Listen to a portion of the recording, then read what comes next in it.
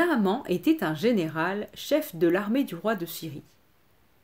Général? Quel beau métier! Un métier grâce auquel Naaman récoltait l'or et la gloire, pendant que ses soldats récoltaient les plombs. Comme tout général à cette époque, il avait ramené de ses campagnes un butin de guerre impressionnant, sans compter les prisonniers dont il avait choisi les plus beaux pour être ses esclaves. Naaman, qui avait assuré de grandes victoires à son pays, était un général très riche, mais aussi très populaire.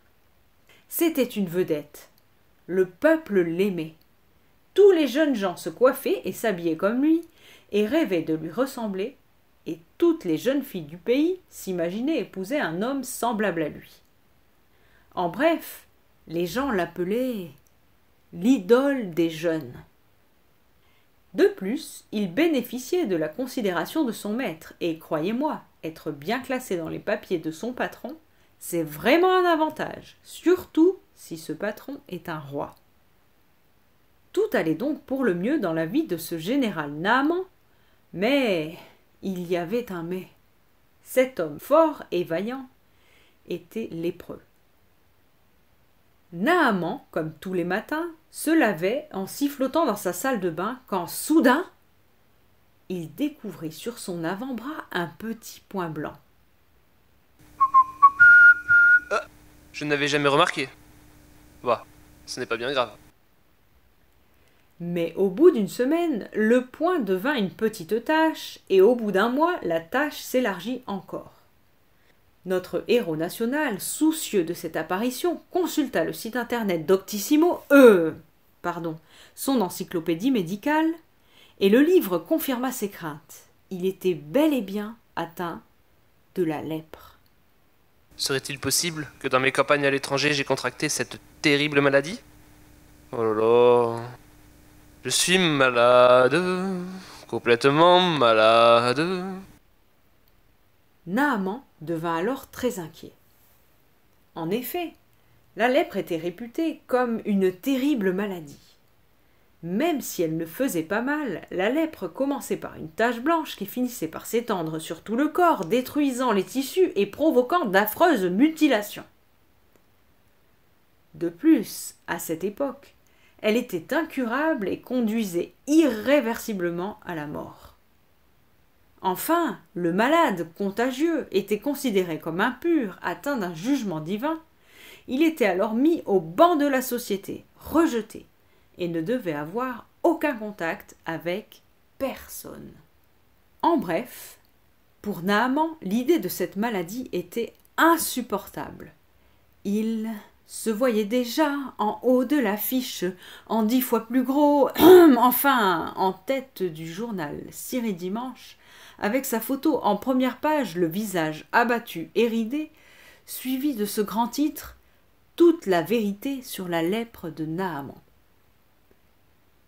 Plus que la mort, Naaman craignait de voir sa cote de popularité diminuer, d'être séparé de son foyer et de perdre ses fonctions et ses honneurs. Alors, il décida de cacher cette odieuse tâche, et lui qui aimait tant exhiber ses biceps, commença à porter de longues manches. Mais il savait bien qu'il n'allait que peu retarder l'échéance fatale. Et maintenant, que vais-je faire de tout ce mal qui gâche ma vie? Plus rien n'allait dans la vie du général. Un jour, il entra dans sa maison. Il nous arrive un malheur. Je suis atteint de la lèpre. Il va falloir que j'aille habiter à l'écart. Ce n'est pas possible. Je ne veux pas me séparer de toi. Nous allons consulter les plus grands médecins et tu seras soigné. C'est ce que j'ai déjà fait, sans rien te dire. Mais le mal empire. Personne ne peut plus rien pour moi, même pas notre dieu Rimon. Or, Naaman avait ramené de ses campagnes toutes sortes de richesses, mais aussi une jolie jeune fille dont il avait fait son esclave pour être au service de sa femme. Celle-ci ne tarda pas à être informée de la maladie de son maître. Comme tous les esclaves, cette jeune fille n'avait aucun droit. Mais dans la circonstance présente, elle possédait une richesse qui manquait cruellement au général et à son entourage. Elle connaissait Dieu elle le priait et avait expérimenté ses réponses aux prières. Était-ce par hasard qu'elle avait été faite prisonnière et emmenée captive dans ce foyer? Sûrement pas. Désormais, elle commençait à comprendre que son Dieu avait un plan pour Naaman au travers d'elle. Cela n'allait plus dans son foyer. Naaman était devenu sombre et déprimé. Alors, après avoir prié, cette jeune fille demanda un entretien à sa patronne et lui ouvrit son cœur. Je suis tellement triste pour ce qui arrive à notre maître. Mais je sais qu'il existe une solution. Je connais dans mon pays un grand prophète, un homme de Dieu. Il sert l'Éternel, le Dieu d'Israël, et il est capable de faire de grands miracles. Je suis sûre qu'il peut guérir Naaman. Par exemple, une fois à Sunem, une femme dont le fils venait de mourir brutalement est allée le chercher. Il a prié l'Éternel et l'enfant est revenu à la vie. Waouh! Mais comment s'appelle cet homme? Il s'appelle Élisée. Tu crois vraiment que mon époux pourrait être guéri? Mais j'en suis sûre. Oh, s'il pouvait le rencontrer. Je vais en parler à mon seigneur. Va donc le chercher. Madame Naaman parla donc à son mari de ce que lui avait dit la petite esclave. C'est bien des idées de bonne femme, ça encore. Tu ne crois pas que je suis allé voir assez de guérisseurs et assez de sorciers? Et les offrandes à tous les dieux que je connais, ça m'a déjà coûté assez cher. Encore plus que ta garde-robe. Alors non, crois-moi, la lèpre, ça ne sera pas guéri. Oublie cette idée. Mais enfin, d'après ce qu'elle a dit, cet Élisée n'est pas un guérisseur ordinaire. C'est un prophète de l'Éternel, le Dieu qui a créé les cieux et la terre. À force d'insistance, Naaman finit par convenir que si l'intervention d'Élisée n'allait rien changer, au moins elle ne lui ferait pas plus de mal qu'il en subissait déjà. Bon, pourquoi pas, je vais en parler à Ben Hadad, le grand patron. On verra bien, cela vaut peut-être la peine d'essayer. Naaman expliqua sa situation à son maître et ami le roi de Syrie, et le roi approuva son projet. Comme, pour les dieux syriens, il valait mieux être riche et pistonné, il alloua à Naaman le pourboire de 10 talents d'argent, 6000 cycles d'or et 10 vêtements de rechange en vue de les offrir à ce prophète, en plus d'une lettre de recommandation adressée au roi pour qu'il favorise ses déplacements et le reçoive convenablement. Naaman se mit donc en route. Après un long voyage, il arriva enfin à Samarie, capitale du royaume d'Israël. Pensant qu'il était plus convenable pour un homme de son rang de s'adresser au bon Dieu qu'à ses saints avant de se rendre chez le prophète, Naaman se rendit d'abord chez le roi qui lut la lettre.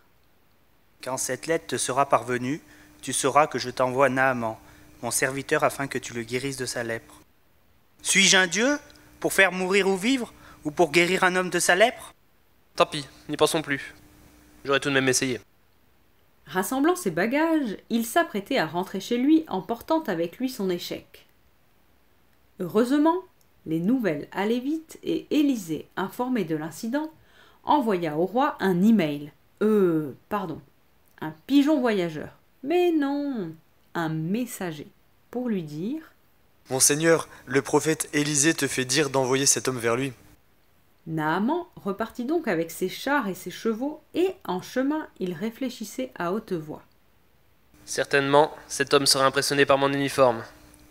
Il y a mes médailles de guerre et mes nombreux cadeaux, et il ne fera aucune difficulté pour me guérir en apprenant que je suis général de mon pays. Il s'imaginait déjà le tapis rouge, le prophète le recevant en habit de cérémonie. Le prophète l'aurait invité à s'installer chez lui, puis ayant prononcé en hébreu des paroles solennelles, il lui aurait imposé les mains en disant « Au nom de l'Éternel, esprit impur, je t'ordonne de quitter cet homme !» Et aussitôt, il aurait été guéri. Mais il n'en fut rien.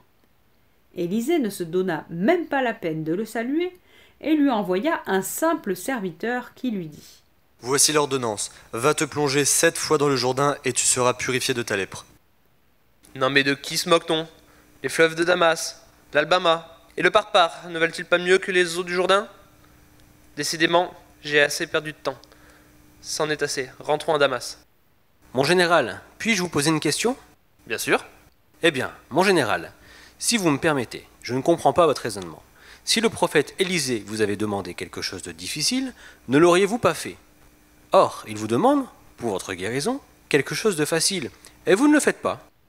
Non mais moi, me laver dans un fleuve aux eaux sales. Un officier du roi. Vous n'y pensez pas.